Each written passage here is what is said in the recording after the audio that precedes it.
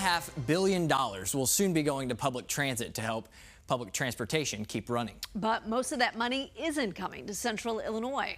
Our Capitol Bureau Chief Alex Whitney is live at the Capitol. So Alex, are downstate communities seeing any of it?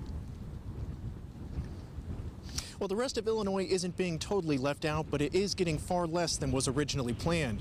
Local transit authorities say it's not ideal, but every little bit helps. Coming into October, transit districts from Chicago to Springfield were staring down the side of a fiscal cliff. Costs are up, and revenues haven't gone up with them. What would have happened was service cuts more than anything else. 75% of our funding is wages and benefits. So we would have had to cut back on service, probably cut back on the frequency of the buses.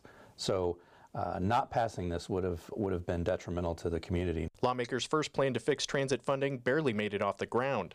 Democrats suggested expanding sales taxes as the way to cover the bill's $1.5 billion price tag. They wanted to up taxes on ride shares, food deliveries, concert tickets, and billionaires. That saw stiff opposition from Republicans and even Governor Pritzker.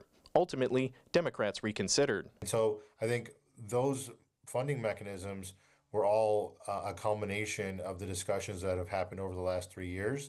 And ultimately, it's what passed with 36 votes in the Senate and 72 votes in the House. Instead of upping taxes statewide, lawmakers instead chose to redirect gas tax money to pay for the bulk of the bill. The other portion is coming from a slight increase in sales taxes and toll fees around the Chicago area. But more than half of the revenue from the fuel tax was previously set aside for downstate capital projects.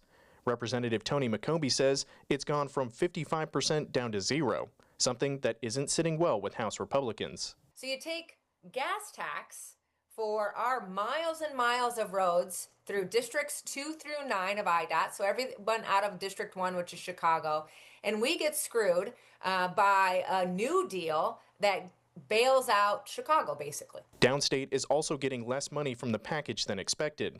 The goal for many Republicans was $200 million for downstate transit, but they only ended up getting $129 million. But Sangamon County Transit tells me that funding is more than enough to cover their district for decades. What they did allows us at least a couple of decades, we think, to know what we're looking at, know what we can budget for, and then plan our services and our capital programs around those funds. Now, the lawmakers behind the bill want to make it clear this was not just a blank check for transit agencies. There's going to be a new transit authority established to make sure this money is being spent where it's supposed to. Those new taxes and toll increases around the Chicago area will take effect on June 1st, 2026. Reporting here at the Capitol, Alex Whitney, WCIA 3, your local news leader. Alex, thank you.